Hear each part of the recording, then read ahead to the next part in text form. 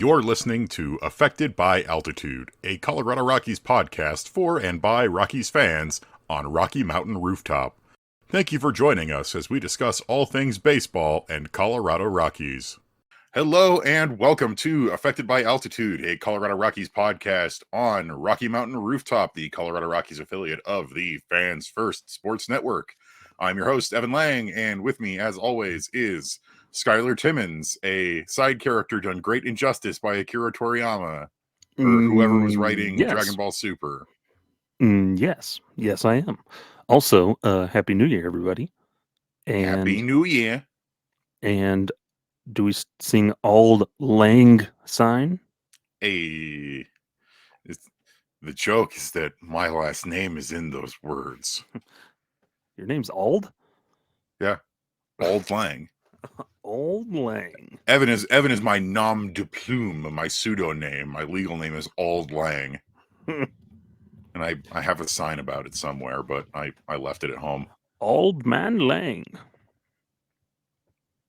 For what it's worth, I know that Toriyama didn't write that much of Super, but it's still pretty bad. Mm-hmm. Why was Krillin a cop? Because what else are you going to do with that skill set? And then, like, for some reason, bullets hurt him again. Yeah, that's weird. Dragon Ball Super is really bad. Yes. And you know what else is really bad? The Broncos. Yes.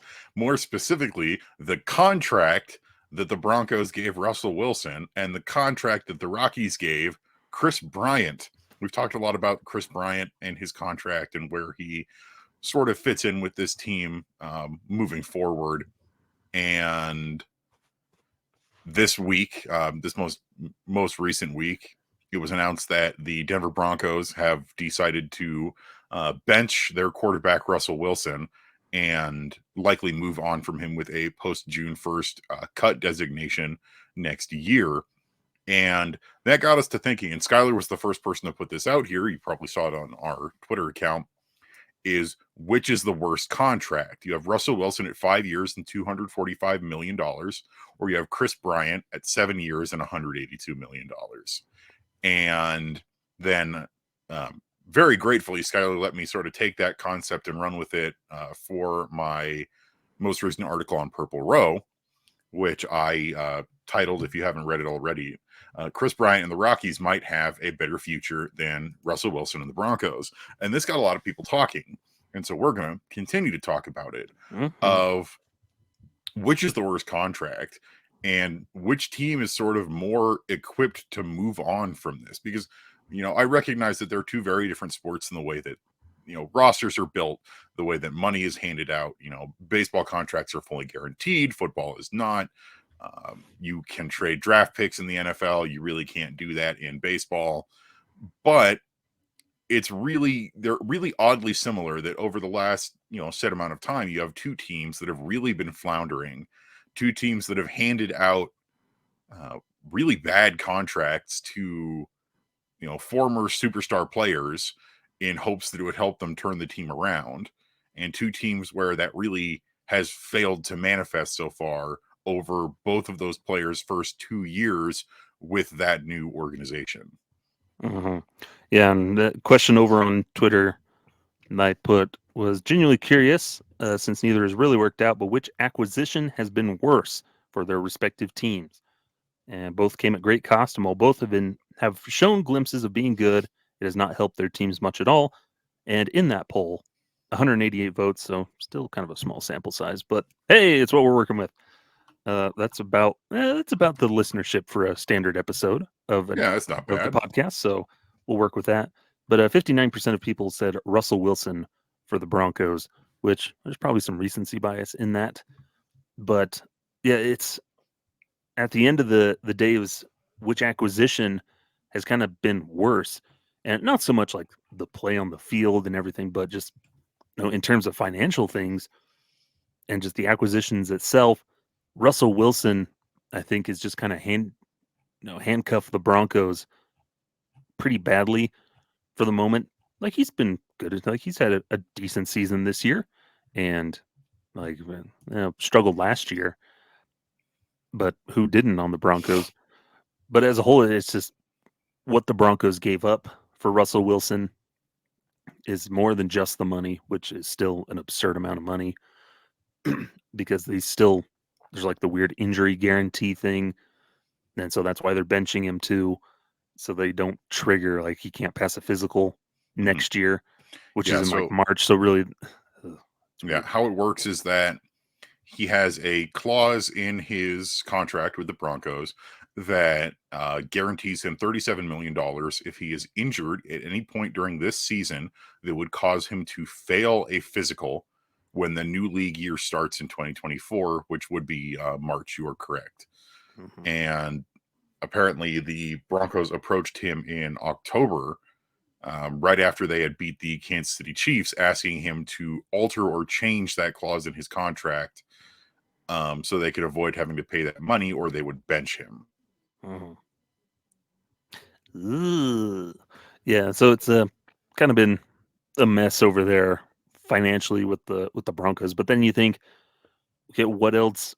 It wasn't just the money. I think that's the big thing of why Russell Wilson's acquisition has been worse or will be worse in the long run, because it wasn't just they didn't just sign him for money, but the cost to acquire him has really handcuffed the Broncos at the moment, where they're sending over draft picks. They sent over players.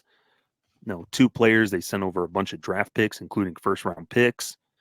And so then the Broncos have just kind of been handcuffed, where they haven't been able to draft very high for good talent. And then what else did they do to bring somebody to try and fix the team and fix Russell Wilson? Oh, let's spend more money, more draft picks to bring in a head coach who's supposed to fix him. And just it turns out they get a coach who just hates his guts. Yeah, I was going to say, it's pretty clear that this new head coach hates Russell Wilson. Like, it's honestly kind of shocking to see, but it really is like, it's not just the money. Money is money. In the grand scheme of things, currently, the Broncos have paid Russell Wilson 124. Excuse me. Goodness, 124 million. It's that shocking, I know. 124 million dollars, which is almost as much as I've said as Kris Bryant's entire contract spread over 7 years. Yeah. But the Rockies, at the very least, only have to deal with the money aspect of it. The money's sunk. Fine. And now they're having to deal with, trying to find a place for Kris Bryant to play. If that's going to be first base, he potentially blocks some other players. Okay. But with the Russell Wilson trade and the contract they gave him, it's that they gave up a lot of future capital. For Russell Wilson, they gave up 2 first-round picks, 2 second-round picks, a 5th-round pick. Their starting quarterback at the time, Drew Lock. Their starting nose tackle at the time, Shelby Harris. And their starting tight end at the time, Noah Fant. And that's a lot. That is so much in terms of future capital. Yeah. And then after if you had just traded those 3 players, you're like, okay, that's not that bad. Like 3 players for Russell Wilson. But then it didn't stop there. Yeah, because then they sign him. They signed him to that contract, basically sight unseen, after he had a down year or 2 in Seattle. But they hoped that he could improve, or get back to sort of the form that he was at, and they signed him to a 5-year, $245 million contract that, I'm trying to remember, was it $160 million guaranteed? And that contract hasn't even kicked in yet. He's still on the final 2 years of his original Seattle deal. Mm-hmm. But then, because he plays so poorly under a first-time head coach last year, they bring in a new head coach and gave up another first-round pick and another second-round pick. So now we're up to 3 firsts and 3 seconds to get Russ and then get a new coach to try and fix Russ. Mm-hmm. And the Broncos are already one of the oldest teams in the NFL. They're in the top 10 for oldest teams in the league. And when you have an old roster like this and you're not going to win, like the Broncos have basically punted on the season, they're saying, yeah, we still have a slim shot at making the playoffs, but we're not going to do it. So now it's time to see what Jared Stidham's got or whatever. You move into this territory where, all right, well, the team's got to get younger, but we don't have any draft capital to do that. Mm-hmm. And the team's got to get younger because of Russell Wilson's, cap hit, where it's something like $89 million. They can either eat it all in one season, which they're not going to do, or they can split it and have it be like, I'm trying to remember if it's like 35 and 85 or something like that, spread across 2024 and 2025. Mm-hmm. The Broncos only have 6 draft picks in the upcoming draft. So it's going to be really hard to replenish this team with young talent. You're going to see a lot of, if it goes the way I think it's going to go, you're going to see a lot of like undrafted players, and you're going to see a lot of lower round picks getting starting time. Whereas for the Rockies, it really was just the money. Like they haven't had to give up they didn't give up any picks. They have had at least consistency with the front office and coaching staff that the Broncos haven't had, because front office turmoil in the NFL is a trap, because you're getting a bunch of players that fit one system, and then you have to get rid of a bunch of players because the new guys you're bringing in have a different system. But baseball, you don't have to deal with that.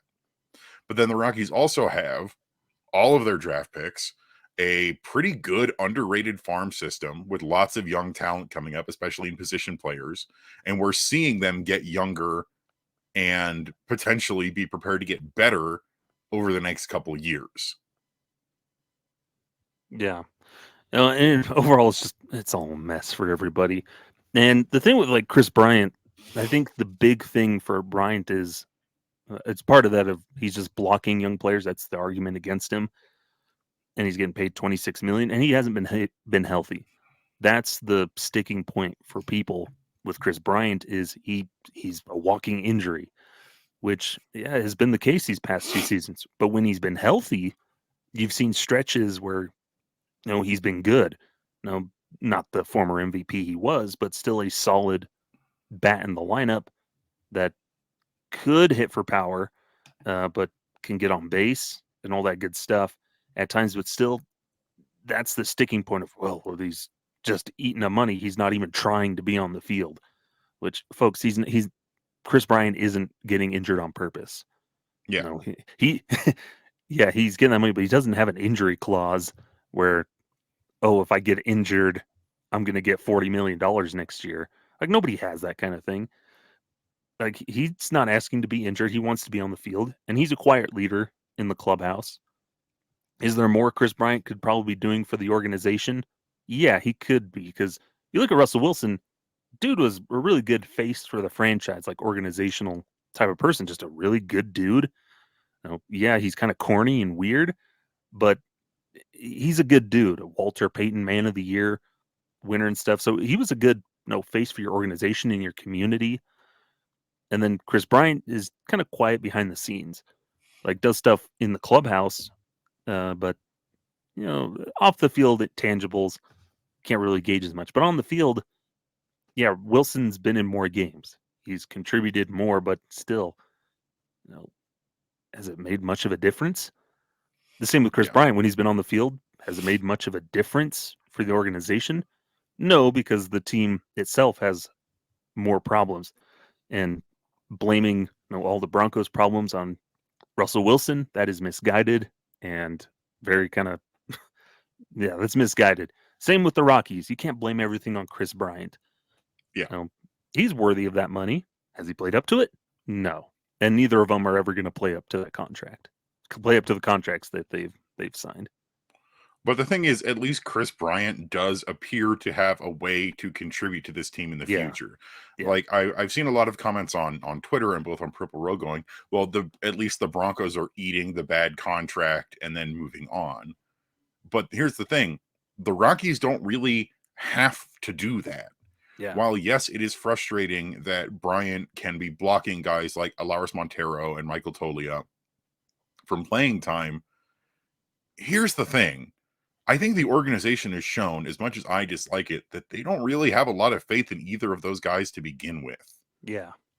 And And so if that's the place where Kris Bryant can at least contribute, then, I may not like it, but okay.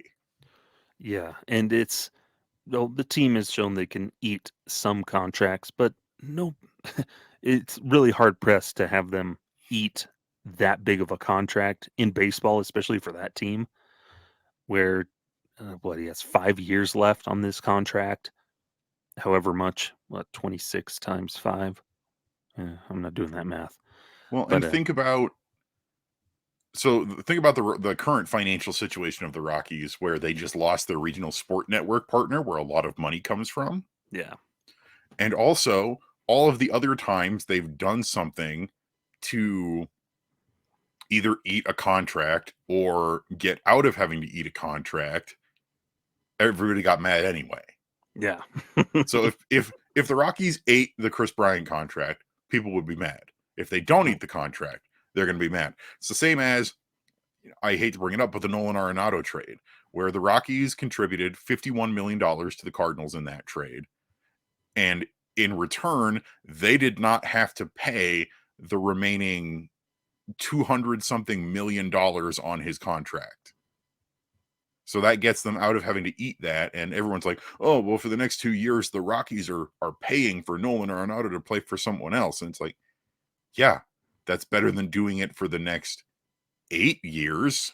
And it sucked at the time. It was painful at the time. And there's still a lot of hurt feelings over it right now. But it was a not smart move, but it was a better long-term financial move. And it's the same with Kris Bryant. You're paying this contract anyway. yeah, You are losing money now because of the RSN death. You're not just going to go, I really don't feel like paying the rest of this 100 million, or I really don't feel like seeing the guy who we're paying this $100 million to over the next 5 years play.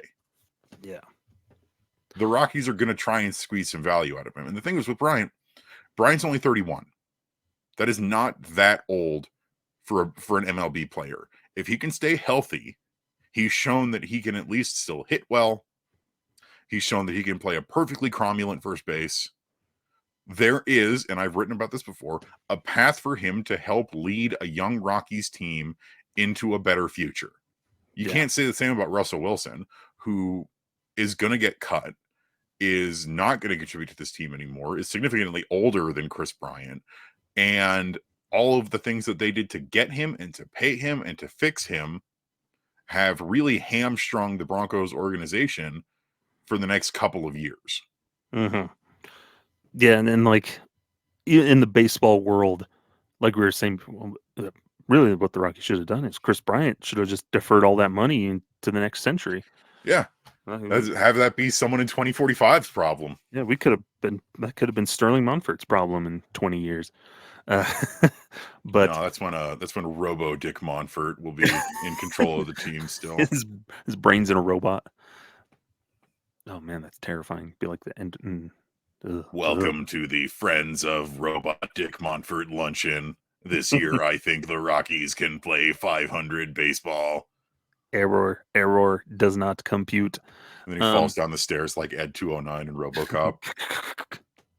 Same animation too. It's the claymation. It's the same robot. It's the same robot. But with baseball and everything, say that with that money, it's guaranteed anyway. 26 million. Like the Rockies can't afford that.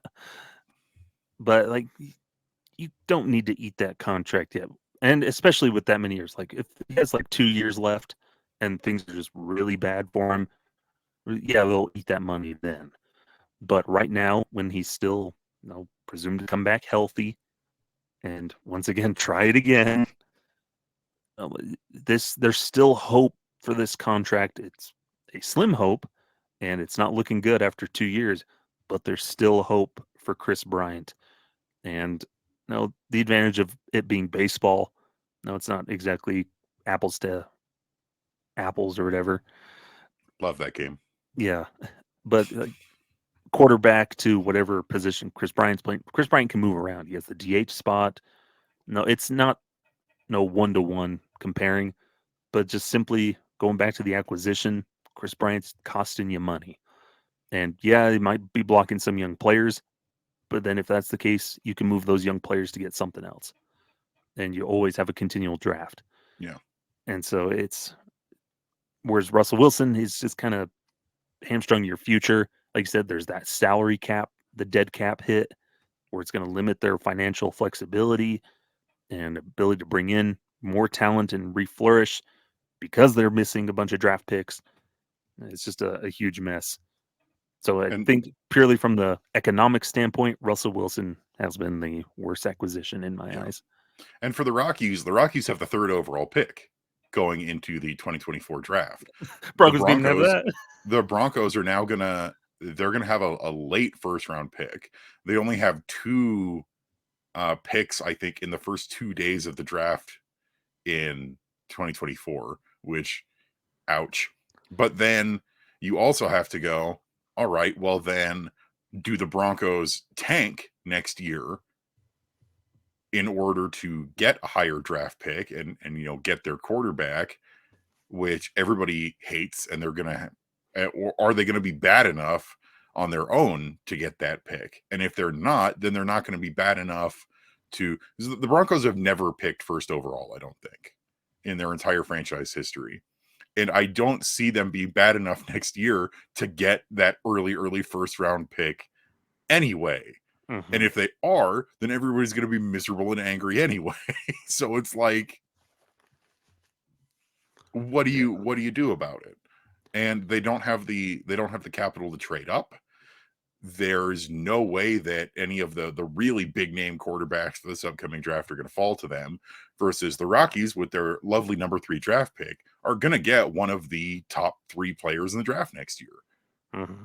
And you've also got the way it sorts out. Baseball is much more team oriented in terms of, with football, you can go, oh, if we just plug in a quarterback, then we're good. Then everything's going to be fine. With baseball, you don't have that. It's a team sport. You can have the best right fielder in the league and still be a bad team.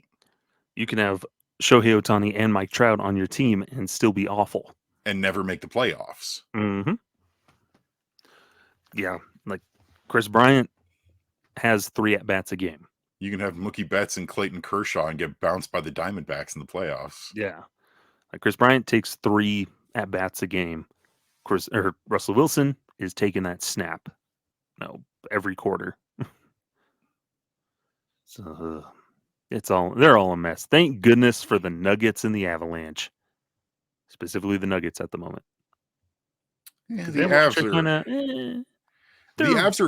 are good. They're at the very least winning their division currently. They're at the top of the Central, but there are a lot of question marks there.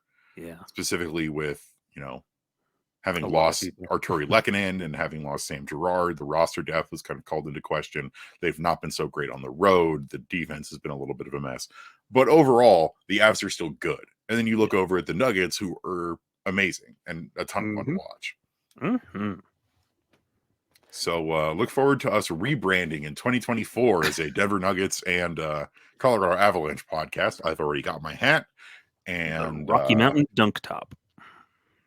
Donkey Roof Mountain Rock. Big Fox Noonoff. Rocky Mountain Avalanche. Anyways. Well, we're going to take a quick ad break here. Don't go anywhere. And when we get back, it's time for an airing of grievances. We're a little bit late for Festivus, but we have some bones to pick. So don't go anywhere. We'll be right back. Welcome back to Affected by Altitude. I'm Evan. This is Skyler. And it's Major League Baseball Hall of Fame voting time, which means it's time to get angry at a lot of people on the internet. Yes, indeed. And if you give me a second here, I'll have my little bit ready to go. Stand by, everyone. Skyler is preparing a bit. I got a lot of problems with you people. And that work? And copyright strike. Oh no! But it's time for an airing of grievances. Yes, Festivus was last week, but this Hall of Fame voting cycle especially has, I think, highlighted a lot of the flaws in the Hall of Fame voting process. It has been so infuriating. And now, Evan, no, don't bully these voters. They have feelings.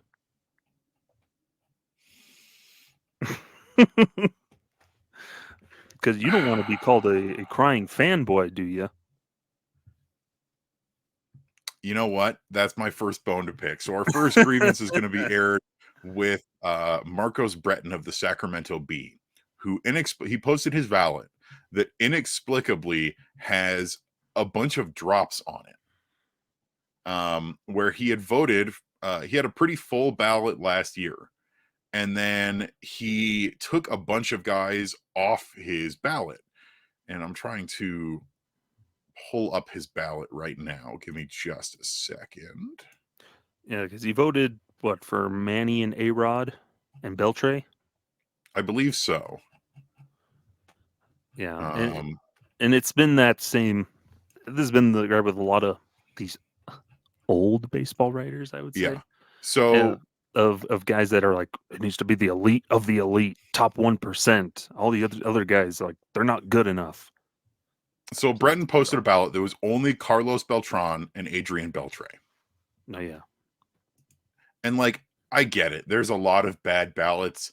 That one wouldn't particularly stand out if he had not dropped 4 players in the process. Where Breton dropped Andrew Jones, Manny Ramirez, Alex Rodriguez, and Billy Wagner. Didn't vote for Todd Helton, hasn't voted for Todd Helton. And when he got sort of called out on it, it's like, hey, what's your reasoning for dropping all of these guys if you're not submitting a full ballot? He didn't really have a good reason for it. He sort of hemmed and hawed. He said something about how, oh, in the past I felt pressured to have a more full ballot, but this year I'm not doing that, which isn't great reasoning. He got some things factually incorrect. He basically said that he didn't vote for Gary Sheffield because Sheffield had another year on the ballot, which is not true. Sheffield is in his final year in Hall of Fame voting. He falls off the ballot after this year. When called out on that, he then lied about it and said, no, I never said that. You're misinterpreting what I said. And then anyone who really disagreed with him or said, hey, man, your ballot sucks, he would post a GIF of a crying baby, basically make fun of them and call anyone who disagreed with him, quote, a crying fanboy who, quote, needs to grow up. And then when people continue to call him out on this, he wrote an op-ed for the paper that he writes for, the Sacramento Bee, talking about just how mean and horrible the internet is, and everyone's such a bully, and he's standing up for what's right and all this crap. Don't let It's these crap. analytical nerds pressure you into voting for more guys. And I said this myself, it's pathetic. Because plenty of guys have bad ballots. We talk about all the bad ballots we get every year. Lord knows there's been tons of them this year. Guys who have dropped Helton for really not a good reason. You have John Heyman, who voted for Jimmy Rollins and Chase Utley, but not Todd Helton. He said that Todd Helton doesn't deserve to be in the Hall of Fame because he doesn't have the volume in certain stats, but then voted for Chase Utley, who also doesn't have the volume in those stats. Like, I get it. There are bad ballots, but you need to be able to at least have a reason for why you're voting the way you are. Like, I don't like John Heyman. I think his ballot's crap, but he broke down very specific reasoning for every guy he included and didn't include on his ballot. Even if the reasons against some guys were just kind of nothing burgers. Todd Helton's, like we said with Todd Helton's, it was he didn't do enough as a first baseman playing in that environment. Despite the fact that he has the 20th most doubles of all time in the entire league. One of the greatest batting averages of his generation. But what other guys have done, like John Heyman, like a bunch of these other, guys submitting ballots that are bad, is they didn't get ultra defensive, lash out at everyone, tell everyone what a big mean bully they are for not agreeing with them, and write an op-ed in their local paper decrying how mean the internet is and how it's so unfair that he got, what does he say, that he got crushed on social media for his Hall of Fame votes. And that it really highlights even more of the issues with the Hall of Fame voting, because you've got that guy, what's his name, Juan Vene, the guy, 93-year-old guy from last year who submitted a blank ballot in protest of what he considers the flaws of the modern game of baseball. And this year only voted for Adrian Beltre, which, I mean, at least he submitted a vote. But this guy hasn't written about baseball in like 20 years, basically. And you look at Marcos Breton, who, by his own admission, hasn't been a contributor baseball-wise since 2017. And what it shows is that a lot of these guys who are voting, they don't really keep up with the modern game. They're not doing their due diligence for voting. And it's frustrating because, you know, Todd Helton, who last year we were all like, all right, next year's definitely the year, is inexplicably losing votes. And he's still over the threshold right now, but we still haven't got to all of the non-public ballots. And he needs to be on like 73.4% of every remaining ballot submitted to get in. And it's really frustrating because you continue to see people dismiss Todd Helton as you know, Coors Field or other stuff like that. And then they vote for other guys. Their reasoning's inconsistent. You know, Skyler and I were talking about this before the show of how many votes Jimmy Rollins has gotten. And I like Jimmy Rollins. If I had a vote, Jimmy would probably be on my ballot, but a bunch of other people would be too. He's one of those more borderline guys that I think he's totally okay to throw on your ballot so long as you've got, you know, a nice full ballot to submit. Yeah, and that's the thing that bothers me with a lot of this Hall of Fame voting. At this point, I don't care if you vote for Manny Ramirez and steroid users. Like, whoop-de-doo, I don't care anymore. But at this point, with David Ortiz in the Hall and, you know, Alex Rodriguez is on the ballot, we already got past where Barry Bonds didn't get in, Mark McGwire didn't get in, whatever at this point. Vote for who you're going to vote for, but just have sound reasoning for who you're going to vote for. Yeah, and that's kind of goes back to our conversation here, focusing it back in on Todd Helton. You know, where the continual arguments and people's just misunderstanding of who Todd Helton was as a player and, you know, playing at Coors Field, because you'll have his home road splits. I just couldn't, you know, reconcile those. You try playing your half of your career at Coors Field and then still put up Hall of Fame numbers on the road. Where his road numbers are pretty Hall of Fame worthy. They match up with Hall of road numbers of a bunch of other guys. But yeah, like Coors Field helped. Who doesn't benefit from their home ballpark in some way a lot of the time? And they'll come out, he didn't hit enough home runs. He wasn't a home run hitter. Todd Helton was a doubles machine. Hence, like we said, 20th all time, which is crazy. And did Freddie Freeman reach his record? Like tie him with the doubles in 2023? Single season doubles? Yeah. It was like he was getting close to that 60. And it was something like that hadn't been done since like Todd Helton. But it's a misunderstanding of who Todd Helton was. And he was one of the best players of his generation. But the thing that we always hear, they go back to, he played at Coors Field. Well, then if that's the case, why do we have a team in Denver? If you're just going to discredit everybody that plays there, why have a team there? And that's still a lot of those, there's a lot of the bias, East Coast bias. There's that guy that submitted the Adrian Beltre and then Chase Utley and Jimmy Rollins ballot. And guess what? He's a Philadelphia writer. And so it just, a lot of that feeling like guys don't do their due diligence, really studying guys. And like, yeah, it's probably a lot for a lot of these guys to ask them, but they have the whole year. I'm sure they can set aside some time of, okay, I'm going to focus on studying out Todd Helton and really like asking guys. And I think Nick Groke, who former writer for The Athletic, covered the Rockies for quite a while. Not sure what he's doing now. I think he's probably just freelancing around at this point. But he had his first time ballot, and I liked some that he said was talking about, what does a guy's career, what story does that guy's career tell about the game of baseball? In the era he played in, what do other players and managers, what do they have to say about these players that they'll face off against? Because these writers, a lot of them are out of touch, and they just go by these weird arbitrary numbers and guidelines they've set for themselves. There's always that one guy that shows up on MLB Network, like, the guy didn't have 500 home runs and 3,000 hits, so he's an automatic no for me. Like, what? Yeah. And so it's a lot of them I think are misguided on what the meaning of the Hall of Fame is. And yeah, it's up to definition, like it's subjective to people.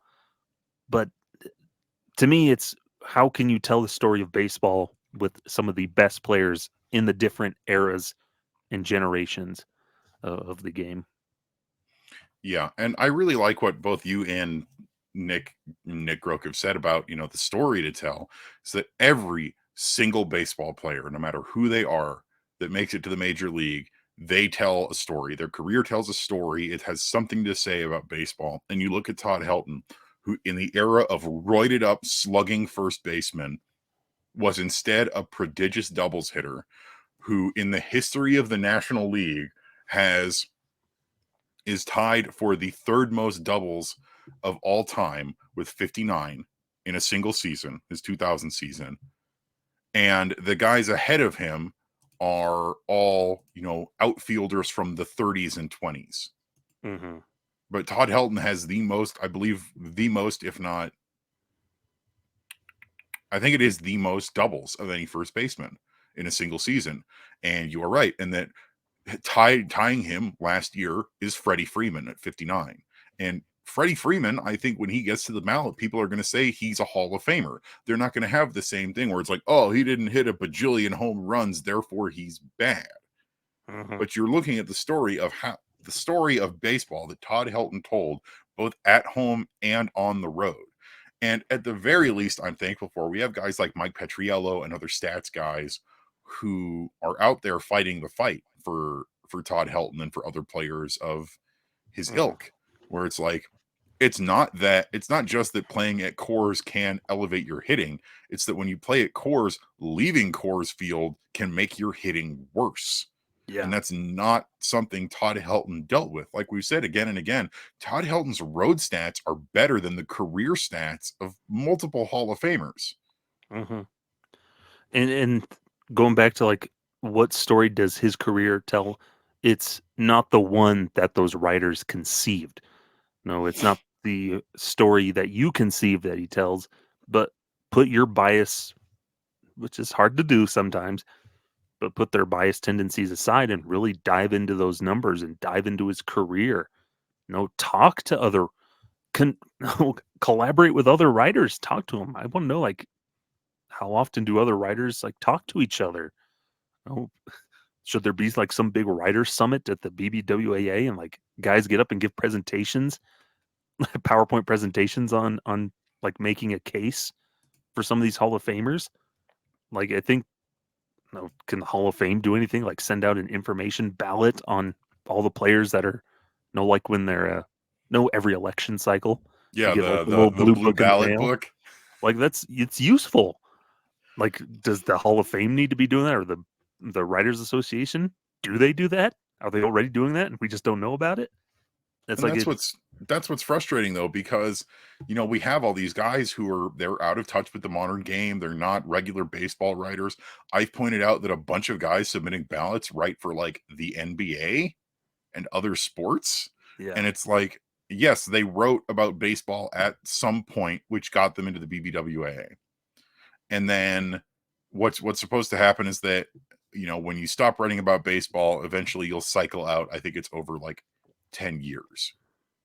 But I think how that works then needs to be reevaluated, because we continue to get these guys with votes who are so colored by their bias, by their East Coast bias, or by their small hall bias, or from the bias of how they think baseball should be like how it was 30 years ago, 40 years ago, 50 years ago, instead of how it is today. Mm-hmm. Yeah. Or like something I always think of too is, how can you make the ballot where it's just focusing on guys for that era, like the different eras? But I don't know. It's weird. I don't know. It's all a mess. And I wish I had the answer to fix it all. But I think, and it's a tough job that's been given to the writers, that they're, but it's a lot of them. And I go back to a lot of these old writers. It goes back to some of these old fogies, some of these old writers that are based on the East Coast and New York mainly, and that stuff, or over in the East Coast or on the West Coast in California. Like they're just stuck in their own little bubble of the best of the best, the top of the 1%. And then they ignore all the other incredible, great players that make baseball the way it is. Like, I want to remember a lot, like Joe Mauer. We're happy he's getting a lot of votes. We won't dive into that, but he helps tell the story of baseball in a way for catchers. Same way Todd Helton is. They weren't the big superstars in the big market team under the bright lights, but they meant a lot to the teams they played for. One career with an entire team, both of them, a lot of great milestones, great events. They didn't have a lot of postseason success. That's not their fault. So don't hold that against them. Yeah, Jimmy Rollins and Chase Utley got to be on teams that went to the playoffs. Yeah, that probably helps them, but that shouldn't be the end all be all why you vote for them type of thing. So there's just such a mess. But stop being biased. Just give everybody a fair and equal chance. And I think though, even worse than being biased is when they remove someone from their ballot and don't really have a good reason for it. Like, if this person was already on your ballot, you think that they were good enough to be on the Hall of Fame last year, but now all of a sudden in 2023 you don't. That makes no sense. And I'm talking about Mike Vaccaro, Mark Saxon, and Sean Powell, all three of whom removed Todd Helton from their ballot this year. And we joke, it's like, oh man, Todd Helton had a really bad 2023 season.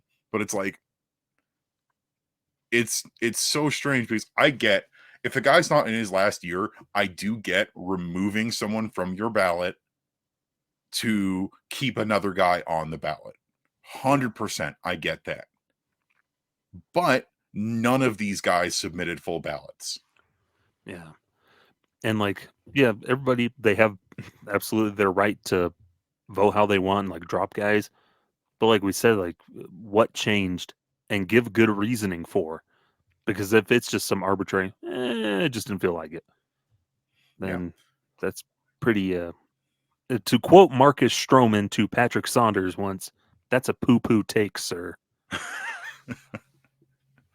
And it really is like, if you are supposedly so principled about your voting, then you got to stand by it and you got to be able to justify it. Yeah. And that brings us back to Marcos Breton, pardon me, who didn't provide good reasoning for his ballot, and instead of like standing by it and trying to defend himself, lashed out at everyone else and then called everyone a big, huge meanie head for not agreeing with him. The internet's toxic, and so it's your fault my ballot's bad. Which I guess checks out. All right. But I still have no hope. Yeah, we're holding out hope for Todd to get in this year. It's tough. He's sitting at 80.2% on all ballots right now, both public and anonymous. That's not bad. It really isn't. At a net -1 vote at the moment. Mm-hmm. But because of those, around there. What I will say that's been really refreshing to see is that almost every new ballot, people casting their first time ballots, he's been on pretty much every single one of them. Mm-hmm. Which does go to show that when you are finally cycling out some of these old fogies for people who are more in touch with the modern game of baseball, the votes change. Yeah. And so I think that really helps Todd as well. But currently, where he's sitting at that -1, and it's tough because it's looking like Adrian Beltre is probably going to be a first ballot, which is great for him. Incredible player. He's on my ballot if I had one. He's at 97.8% right now. That's a really good trend for him. But Todd's at 80.2. Then you have Joe Mauer at 81.3. And then the only other guy who's above the 75% threshold right now is Billy Wagner, just barely at 76.9%. Meanwhile, you've got guys like Matt Holliday, who has not received a single vote. And we'll talk about this at some point in the future, but Matt Holliday was a lot better than people remember. And I don't think, while I understand if he never makes it in Hall of Fame, I don't think he deserves to drop off the ballot in his first year. Mm-hmm. Yeah. While guys like, Chase Utley and Jimmy Rollins are still getting plenty of votes. Yeah, it's all a mess. I will express my delight, though, that Jose Reyes has not received a single vote and is likely to fall off the ballot this year because screw that guy. Mm-hmm. But and a good instance of the Rockies eating a contract. Yes. Because poo-poo takes, sir. He was a poo-poo person. Bad dude, that Jose Reyes. But I don't know. We're going to keep up. Of course, we're going to keep up to date with Hall of Fame voting. It's what we do. And we're going to hope against all hopes that Todd is going to make it in this year. And if not this year, then next year. And just hope that he doesn't have to wait until his last year on the ballot like Larry Walker did. Mm-hmm. Because that's what Larry Walker getting into the Hall of Fame was supposed to do. Remember, it was supposed to dispel the myth of Coors Field and show that Rockies players could get into the Hall. And yet we're still dealing with this bullcrap Coors Field narrative, where if Coors Field really was this absolute hitter's paradise where everyone is so incredible when they play there, why are the Rockies so bad all the time? Mm-hmm. That's the $1 million question, Evan. And one we don't have an answer to. Wish we did. But anyway, we're going to take another quick break here. When we come back, we'll close things out. It's almost that far off year of 2024. And we have some resolutions. So don't go anywhere. We'll be right back. Welcome back to Affected by Altitude with Evan Lang and Skyler Timmons. Thanks for sticking with us through that ad break. Skyler, can you believe it's almost 2024? It is 2024 when they're probably listening to this. Well, that's right. This episode is going to drop on New Year's Day. I don't know what you're talking about, Evan. We're recording this live for people. We're from the future, the far off year of 2004 from Harvey Birdman with the Jetsons. Oh. It's one of my favorite bits from that whole show. Where it's like the far off year of 2004, and he looks at his calendar and it's like 2007. But what comes along with New Year's? The people kissing at midnight. Exactly. So here, live on Affected by Altitude. No, Skyler, it's resolutions. Oh. You have to make a resolution for something that you're going to do in the new year. Yes, and but like most people, like when we're counting out Christmas gifts, we're going to be like the armchair GMs that we are. We're going to make resolutions for the Rockies themselves, or the Rockies organization itself. Who do we want to start with? No, just anything you want. It doesn't have to be a specific person, just whatever. I have some specifics. I would like Ryan McMahon to resolve to cut down on strikeouts and fix that big gaping hole in his swing. Mm-hmm. Yes, because we keep hearing about the power potential in his bat and the superstardom. Keep hearing that he's so close to breaking out. But he's been close to breaking out since 2018. So at one point, does it happen? Trying to find, here it is. We posted a one of our other writers, Mario, posted that heat map in our Slack channel of, Ryan McMahon's swing, and it's pretty bad. There's part of the heat map where there's just a big blue nothingness swirling right in the middle of the zone. And the zone split into the 9 parts. And then the top 3, the top row and the middle row, it's just a big blue mass when it comes to his contact ability. And that's rough. Mm-hmm. That's pretty bad. So that's something I'd like to see, because I love Rymac. I do. He's one of my favorite guys. Awesome guy, awesome player, awesome clubhouse presence, one of the best defensive third basemen in the league. But he gotta figure out hitting. Mm-hmm. Yeah, and so is the rest of the team, but he's the big one, I think, for a lot of us. Resolution I have for the organization itself, a pretty classic New Year's resolution, to lose some weight. And by that, I mean make some trades when you have a big log jam. There's a lot of guys that can play first base and right field. Maybe trim some of that fat, make some trades.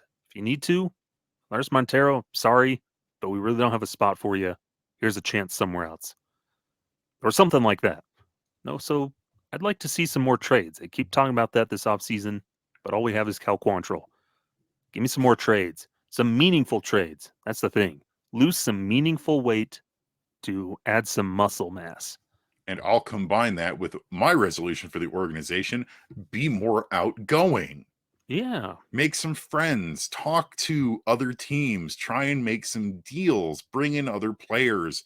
Look at how you could get free agent pitchers to come to Colorado if you really needed to. Mm-hmm. You're a beautiful butterfly waiting to come out of its cocoon, Colorado. Yes. I think that's a big one, and it also ties into this other one that I have of Rockies, get out of those toxic relationships. And they're not super toxic, but stop settling for these bad relationships. Look outside of the box. In your front office, bring in some outside help.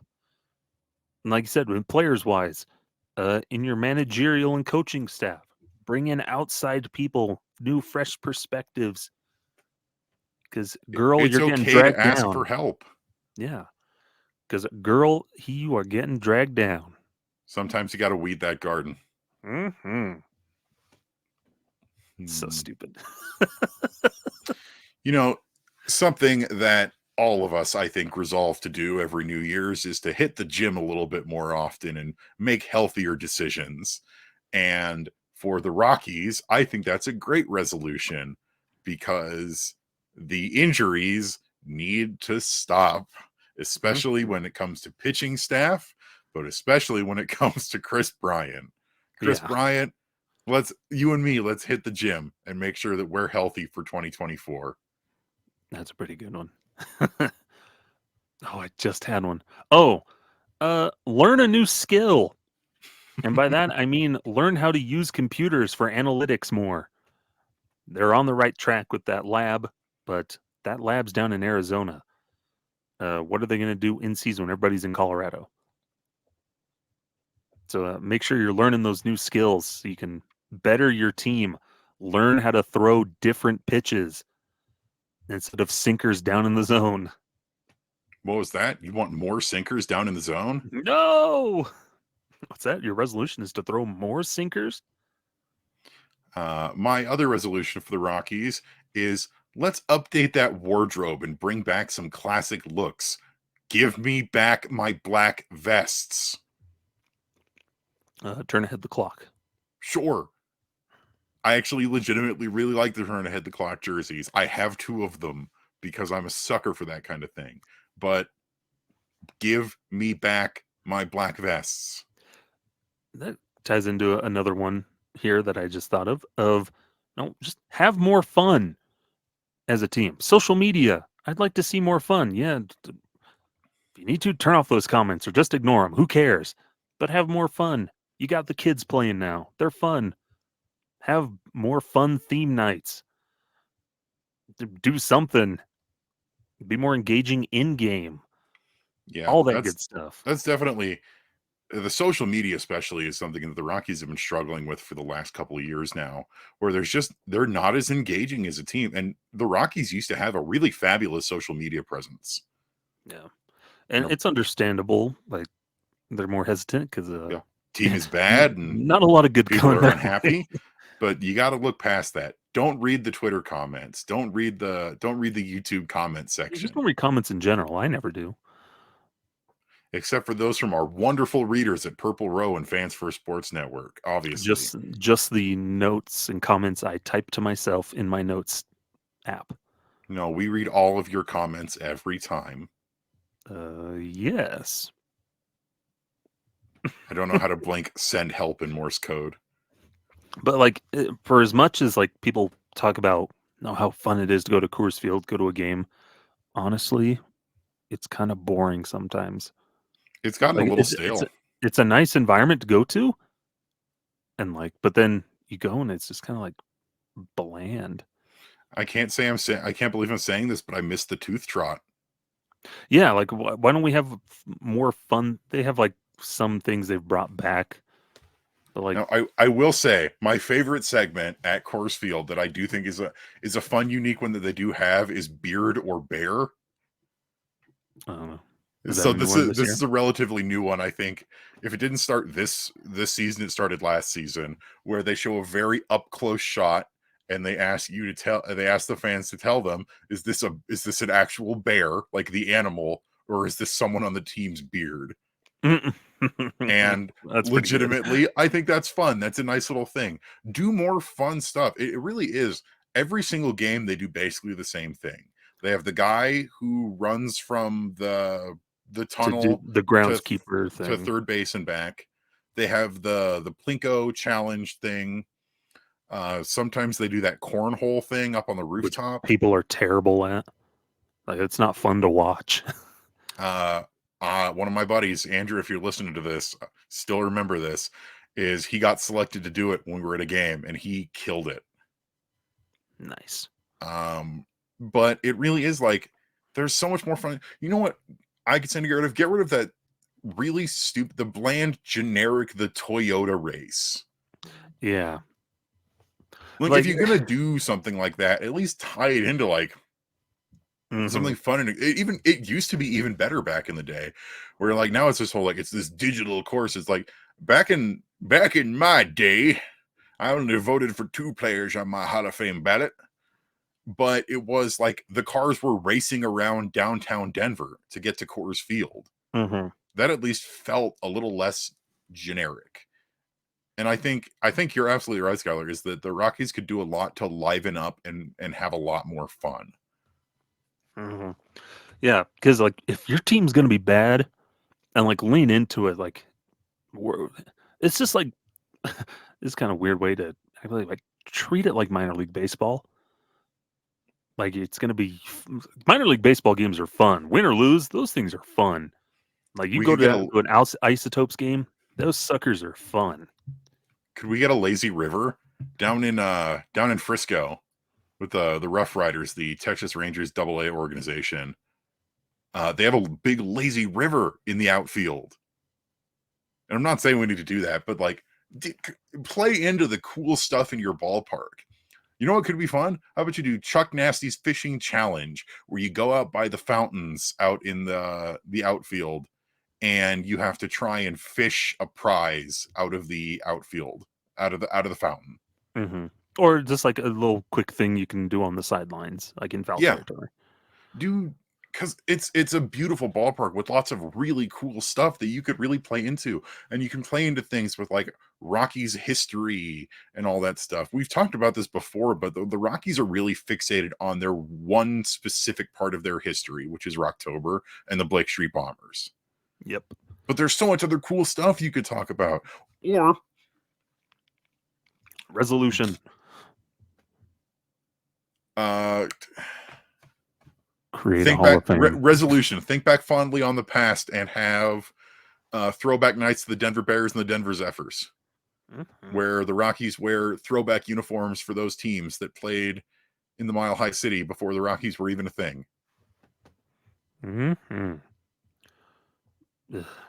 Yeah. Big resolution with little sub-resolutions within it. Just have more fun in 2024.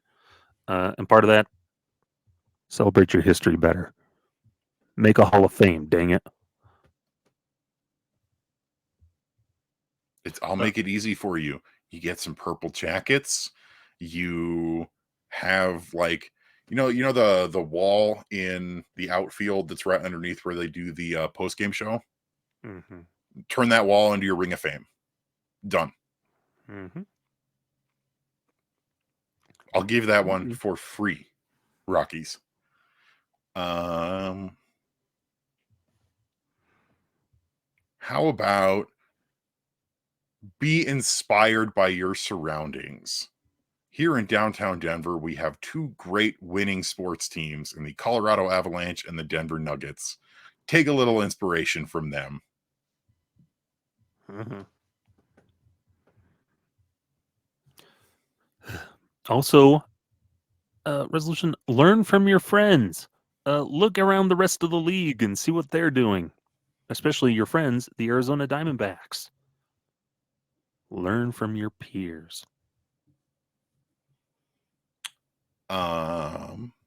Explore exciting new lands. Travel. Set up scouting in Asia. That costs money. Can we please not have the Dodgers get every single good Japanese player that's posting Sign this year? Godzilla to a 5-year contract. He can hit the ball pretty hard. We'd turn him into a ground ball specialist. Or if he pitches, he's only going to throw sinkers as he sinks into the ocean. But no, like the Dodgers are apparently now trying to sign Shota Imanaga, the other pitcher out of Japan that's big in this cycle, and they also hired Yoshinobu Yamamoto's biomechanics specialist. Rockies, come on, have a little presence. Oh, I just thought of one, and now it has escaped me.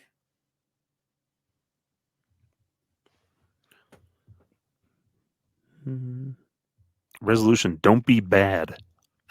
Be good, not bad. Be good, not bad. That one's going to get broken. Probably. Oh, I got a resolution for Mr. Bud Black. Stop putting preference on veterans. Act younger. How do you do, fellow kids?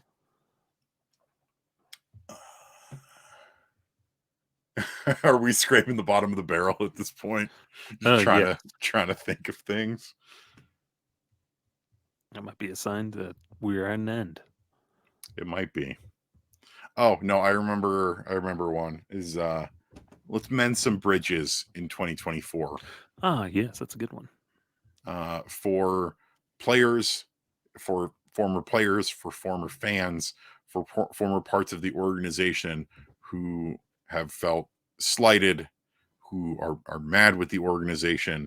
It's time to go out of our way to seek forgiveness and start mending those bridges. We need to try and get the fan base back on board. We need to, guys like, Troy Tulowitzki, we need to try and repair that relationship with him. Mm-hmm. Yeah, pretty much. That's a good one. That's a good one to end on. I think we will end on that. What are your New Year's resolutions for the Colorado Rockies? Please feel free to let us know on the tweeters or the Blue Sky or on Purple Row. I'd also like for the Rockies to be more active, like the Atlanta Braves, who just acquired Kris Sale from the Boston Red Sox. Oh, wow. The Atlanta Braves are acquiring 7-time All-Star Kris Sale in a trade with the Red Sox. Infield prospect Vaughn Grissom is going to Boston.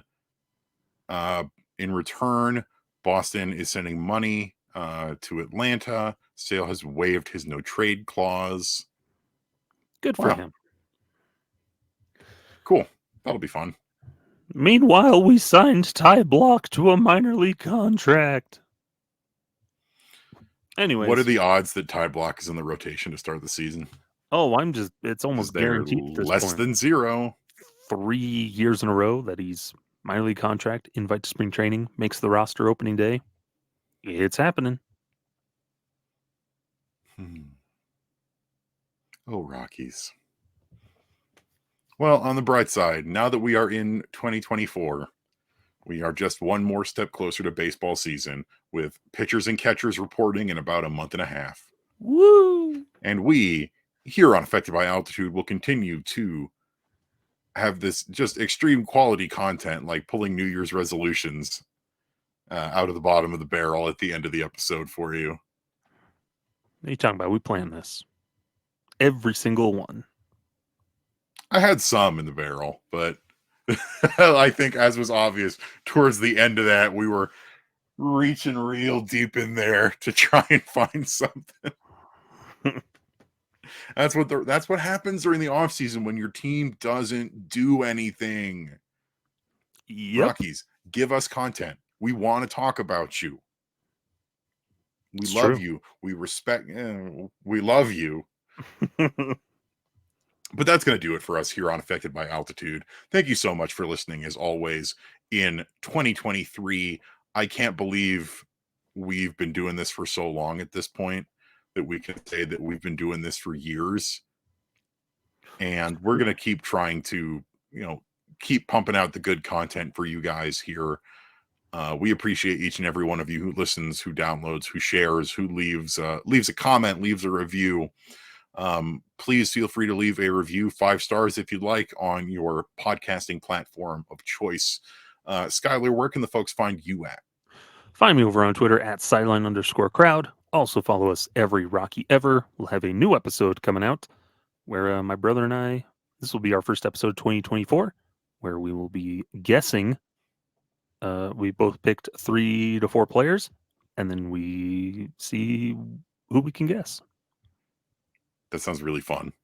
They're lesser known players. That sounds even less notable ones. Like Bubba Carpenter or Brooks Kieschnick. Not that obscure. John Vanderwall. No, we already did him. John Vanderwall again. No, you'll just have to watch the episode to find out. I will. And I hope you all watch the episode as well. Hint, hint, nudge, nudge. Yes.